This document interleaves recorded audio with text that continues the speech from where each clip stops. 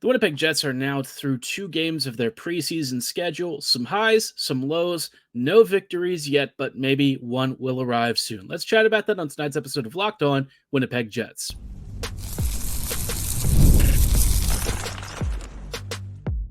You're Locked On the Hockey Jets, your daily podcast on the Winnipeg Jets, part of the Locked On Podcast Network, your team every day. Hey friends, and welcome to tonight's episode of Locked On Winnipeg Jets, part of the Locked On Podcast Network, your team every day. I'm your host, Harrison Lee, an avid Winnipeg Jets fan and an online blogger. You can follow me on Twitter at HLivingLoco and at LO_Winnipeg Jets. Thanks for making Locked On Jets your first listen of the day every day. If you like what you're hearing, be sure to like, follow, and subscribe on all of your favorite podcasting platforms and YouTube. Doing so, of course, is always free of charge and ensures you never miss another episode. Most of all, though, we just love and appreciate your support, especially as we kick off the NHL season in style. Now, speaking of kicking off the season, the Jets have just finished their second game of the preseason, a close 3-2 loss to the Edmonton Oilers in overtime.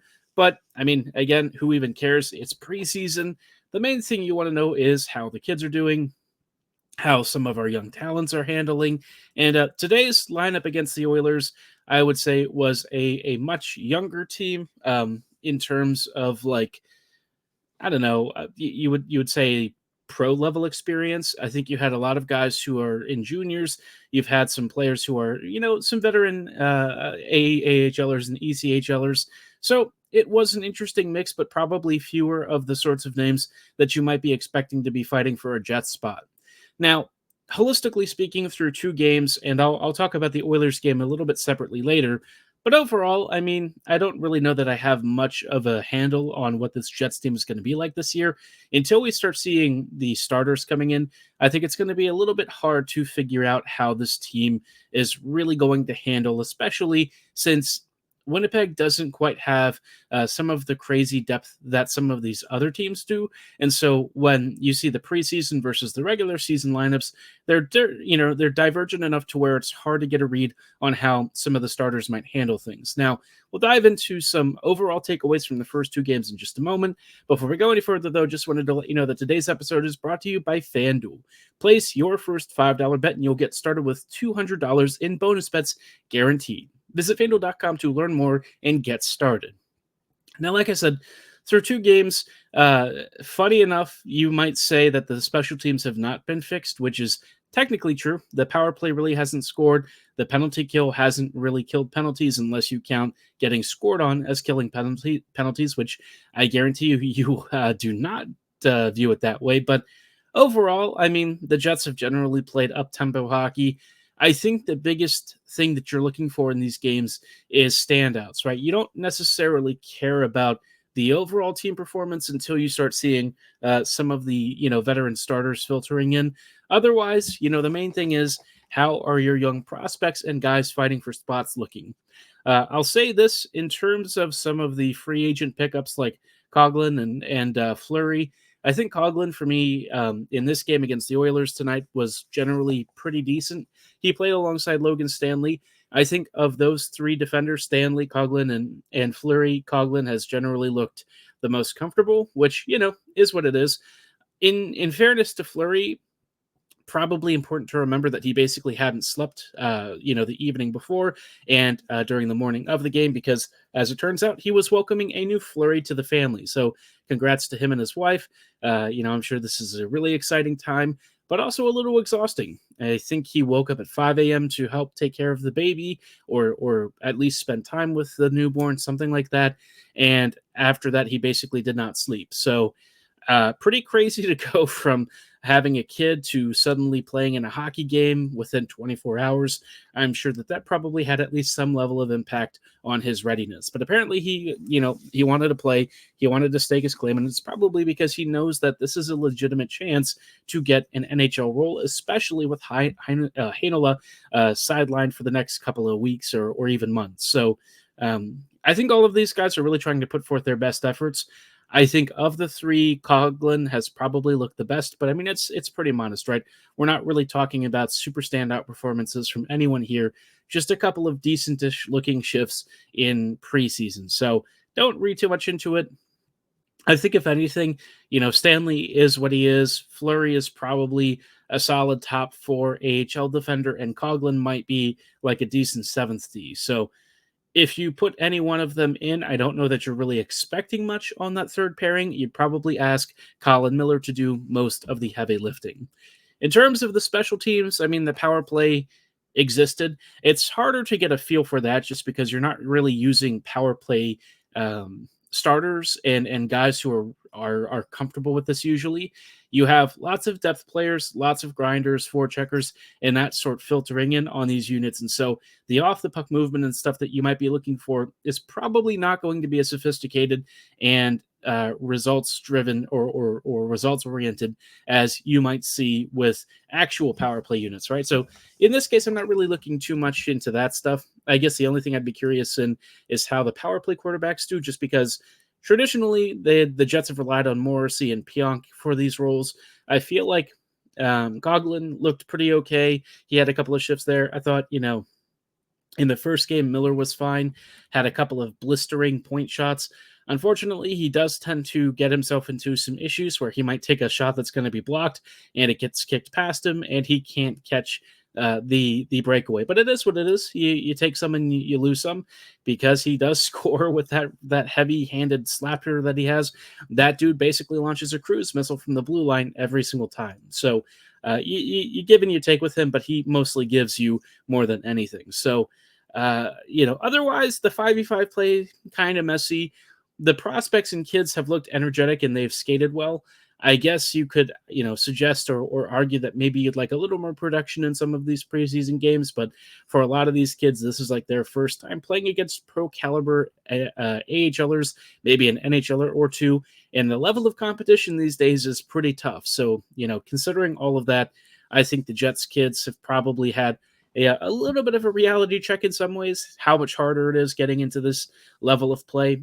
Some of the prospects have mostly played against junior level competition, which is quite a bit different once you start getting into actual pro games. So, I wouldn't read too much into things. I'm not really trying to assess this in great detail, just some early observations. I think the main thing is, are the vibes good? Are we excited about the season? And, how have some of our more marquee prospect names looked so far as we're heading into what should be a busy start to the season in just a couple of weeks? And I think for the Jets, I've seen what I was looking for from some of our young kids. Just the first 2 games, though, we'll see how it goes later in the week as the Jets resume preseason action, I think on Tuesday or Wednesday, so should be a good time. Obviously, once you run through preseason, the deeper you go, you'll start to get more and more starters back. Would like to see what the Jets are planning to do with Connor, Scheifele, Ehlers, and Velarde. Those 4 kind of shape a lot of Winnipeg's destiny. Maybe not as much as like Hellebuck does, but certainly enough to where how they're arranged in the top 6 and how Perfetti will eventually fit into all of that is pretty important to keep track of. So lots to consider, but, first couple of games through preseason, it's been whatever. I guess you can call it fine enough. Not really too worried about the score lines. I think the main thing is showing more progress and growth, and as we get more and more games over the next couple of weeks, hopefully we'll start to see some of Arniel's early impressions and some of the special teams coaching really start to make their presence known in place of some of what we had previously. But I did mention that I thought it'd be worth talking a little bit more about the Oilers game in depth. We'll chat about that in just a quick moment. But before we go too much further, I did want to shout out our friends and partners at FanDuel. NFL fans, you can start the season with a big return on FanDuel, America's #1 sportsbook. You've heard us talk about FanDuel because they're safe, secure, super easy to use, and they have tons of props, odds, and lines on all of your favorite sports, whether you're into the NFL, NHL, college sports, basketball. They've got pretty much everything covered, even auto racing and stuff if you're into that. I, mostly stick to the usual: baseball, football, soccer, hockey. Those are probably my big 4, but maybe you've got a favorite sport. Either way, though, when you get a hunch in the middle of the game, you can check out the latest stats, view live play-by-play, and so much more on the same page where you place your bets, which is great for NFL action because, let's be real, this season has started off in complete chaos mode, and being informed before you place that bet is as helpful as ever. You'll get started with $200 in bonus bets guaranteed when you place your first $5 bet. Visit FanDuel.com to get started right now. Hey friends, and welcome back to this episode of Locked On Winnipeg Jets, part of the Locked On Podcast Network, your team every day. Everydayers, thank you so much for rejoining us on tonight's episode as we're just chatting a little bit about the game against the Oilers, preseason game number 2. Very different lineup for the Jets. I would say probably more moose/depth oriented than some of our top prospects. There's no Chibrikov, no Lambert, stuff like that. And, this game was not exactly the cleanest. I thought it was pretty sloppy hockey. Both teams, I would say, dressed very AHL-oriented lineups. If you said it was the Moose versus the Condors, which I did see somebody make that joke earlier, actually would be pretty fair to say that's a safe reflection of the teams. I don't think that either squad was really dressing any NHL starters. Maybe the Jets were looking at a couple of guys who might be injury insurance, but for the most part, I would say it was more future-looking. For the Jets, a couple of things that did stand out. Aside from the overall team performance, I thought Lopone looked pretty okay. He didn't really have a lot of footage out there. I thought he made some good zone transitions. Thought he looked at relatively comfortable skating with the puck inside the zone, and had a couple of good passes. Not a crazy player, but, there's definitely some offensive pop and potential with him. He's put up decent numbers in the past in Finland, so I'm just curious to know how his game will translate and grow at the North American side of things. Obviously, he's got some junior hockey to go to first, and then he'll probably move into the pros not too long, but he's one of those guys that I'm just sort of putting on the back burner for now. Whatever the Jet scouts saw in him, I will defer to them on this, I guess, assessment. The footage I saw originally of him didn't really show a player who was super involved in the play and really impressive, but that's just some early highlights. There's definitely a lot more to his game, and I'm sure we'll see that over time. But for this one, I thought, he looked relatively decent. A guy who really stood out for me that was very noticeable was Kieran Walton. Walton really hasn't had much of an opportunity to shine on a major stage yet. I think in, Penticton, he was okay. Didn't really get put in a prime role, and I think in tonight's game, he was a lot more forceful. I thought he made some good reads, made a couple of nice turnovers, had some good passes, and if he and Julian both make the lineup, you kind of get two versions of a very similar player, which would be great because, Julian's defensively responsible. Walton has some early shades of Tage Thompson in his skating and offensive approach. Obviously, neither of these guys are likely to be high-end, high-impact NHLers or anything, but I think at some level, if they become depth players that are serviceable at the NHL level and can actually give you some size, mobility, and skill all in the same package, you are probably thrilled either way. I mean, if you get value out of really late-round picks, you're just having a good time, and especially players who kind of fit the way that Winnipeg likes to build their teams. So, solid stuff there. Like I said, Dylan Coghlan looked pretty decent as a guy who I could foresee maybe using a third pairing spot, especially in case of injuries. Not really asking him to be a franchise savior or anything, but as a depth defender who's basically a free prospect of sorts, even though I wouldn't really classify him as a prospect, not the worst to bring him in and see what he can do. And so far, I think he's been more than fine in his first little bit of Jets action. If we're talking about the goaltending situation for the backups, I thought Comrie definitely looked a lot better than Kahkonen did, but Kahkonen did face, I think, arguably better quality of shooters, but that's pretty marginal, right? I think the main thing is we know what Comrie has been in the past. He's had some good seasons for the Jets. Kahkonen really hasn't had a lot of success over the years. His last stint, I think it was in Minnesota or something, and then there was a Shark stint too somewhere. I don't recall much really going right for him in the past couple of seasons. So, for me, I feel like Comrie might legitimately be the backup, but it is what it is. Either way, you've got a decent selection of a couple of guys who could potentially be the number 2, but I thought the Oilers game for me already showed me that Comrie was in my mind, the better pick between the two. I won't say, though, that I expect either to be able to really spell Hellebuyck a ton of games. I really feel like Helly's going to have a very busy workload this year. He's not going to have a lot of rest, and I feel like the backup situation is not going to help that all that much. So something to keep an eye out for in the future, but hopefully Hellebuyck doesn't have to carry this team on his back like he's done in previous seasons. Otherwise, this game, I guess you could say, was like a little bit gross. Not exactly the most exciting action, not exactly high event. I think the Oilers finished with less than 30 shots on goal, if I recall correctly, and their game winner in overtime was off of a bit of a tough hit on Parker Ford.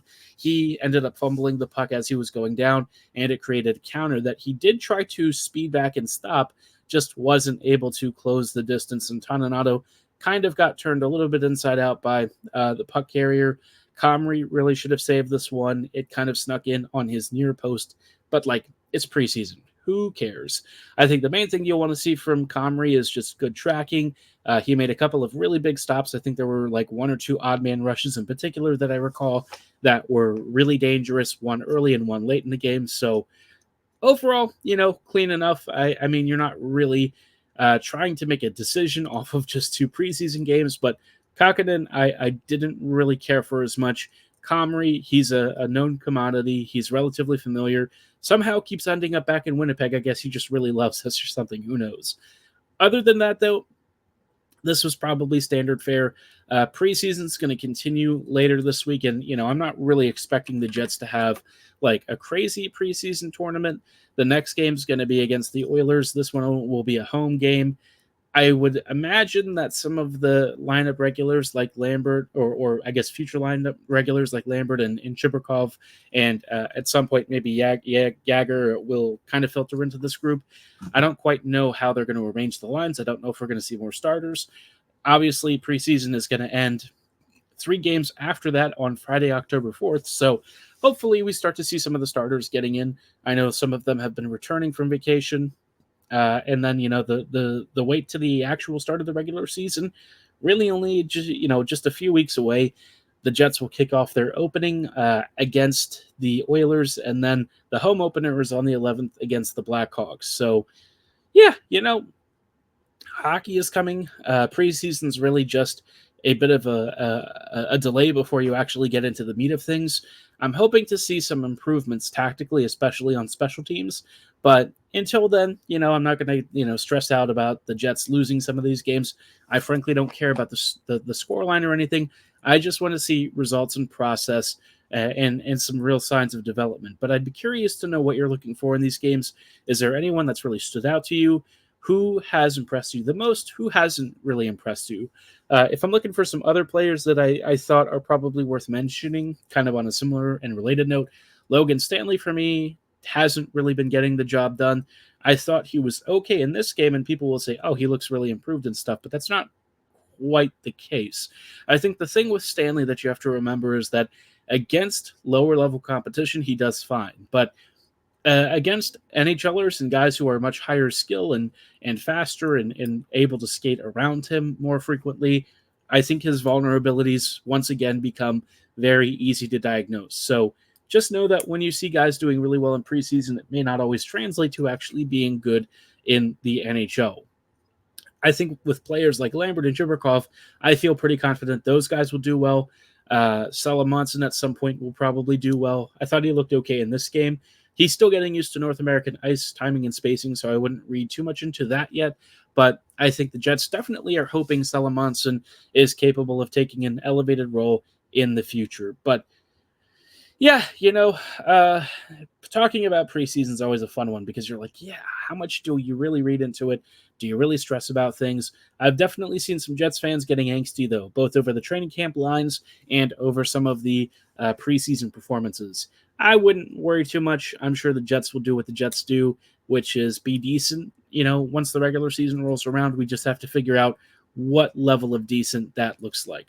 Now, I thought I would just talk overall about the stocks for camp and preseason, players that I think are doing really well, maybe some guys who haven't quite impressed me as much as I would have liked. But before we chat about our camp risers and fallers, did want to shout out our friends and partners at Indeed.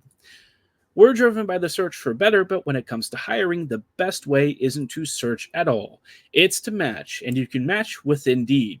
Indeed helps you schedule, screen, and message some of the top candidates in your industry so you can connect with candidates even faster. And Indeed doesn't just help you hire faster, 93% of employers agree Indeed delivers the highest quality candidate matches compared to other job sites.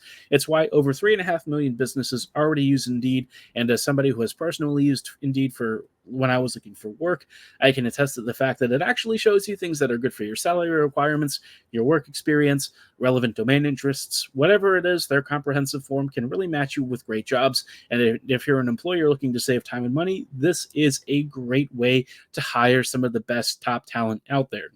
Listeners of this show will even get a $75 sponsored job credit to get your jobs more visibility at Indeed.com/lockedon. Just go to Indeed.com/lockedon right now and support our show by saying you heard about us and Indeed from Locked On Winnipeg Jets. That's Indeed.com/lockedon. Terms and conditions apply. Need to hire? You need Indeed. I also wanted to shout out our friends and partners at PrizePicks. PrizePicks is America's #1 daily fantasy sports app with over 5 million active members. They are the most exciting and easiest way to play daily fantasy sports. All you do is pick more or less on 2 to 6 player stat projections and watch the winnings roll in. You can now win up to 100 times your money on PrizePicks with as little as 4 correct picks. And if you're worried about injuries, don't worry. PrizePicks helps keep your lineup active even if a player leaves in the first half and doesn't return. Your picks will still be live, and you don't have to sweat that at all.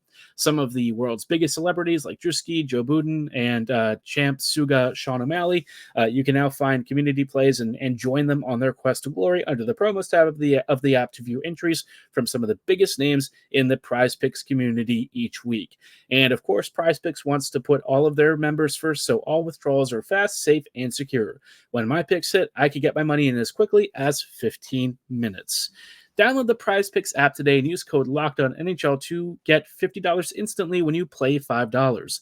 That's code LOCKEDONNHL on PrizePicks to get $50 instantly when you play $5.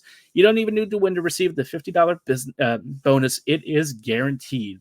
PrizePicks, run your game. Hey friends, welcome back to this episode of Locked On Winnipeg Jets, part of the Locked On Podcast Network, your team every day. Thank you so much for rejoining us for these closing thoughts on tonight's games and really the weekend games overall. I thought, obviously you're hearing this on Tuesday, so this is a couple of days delayed, but obviously, preseason having happened this weekend, thought I would take some time to chat a little bit about, some of the camp risers and fallers so far. If we're starting with the risers, Kieran Walton, I think, looked pretty good. Jacob Julian really impressed me. Kevin He was very industrious. He didn't really get rewarded with many points or anything like that, but I thought he showed why his relentless motor, his constant back-checking and forechecking, and some of his, sharper offensive instincts were definitely a thing that was easy to pick out, right? When he was on his line, he was constantly working, constantly buzzing around, and I thought he just looked very fun. Chibrikov and Lambert, you don't really need to hear me say this, but if you haven't heard me say it already, one of those guys is definitely bound for the NHL, and honestly, Chibrikov might have another level to his game if he can start to put 2 and 2 together. I really feel like he is a bit of a sleeper pick. Chibrikov has definitely gained more notoriety within the Jets fan base recently, but still slightly less of a known name than Lambert. Lambert is the guy who's definitely the breadwinner, the one that's basically on all of your sorts of big social media posts and stuff, and it's easy to see why, because in my mind, Lambert is one of those players who was destined for greatness and maybe, the rare star for the Jets. Winnipeg doesn't have a ton of league-wide renowned, player names and stuff. We've got guys who are definitely well-respected and a couple who are best in their position, but it's pretty few and far between. Outside of Hellebuck, arguably Morrissey, and some of the other guys, the Jets don't have the franchise-defining talent that a lot of these other players do. So when you have, opportunities to promote from within and get some additional depth to try and compensate. It's always nice when you have lots of guys who are capable of being industrious, and players like he, I think, will definitely fit into those categories. If we're looking for some other risers, I think it's hard to really get too excited about preseason and read too much into the results. But like I said, Coghlan, I thought looked fine.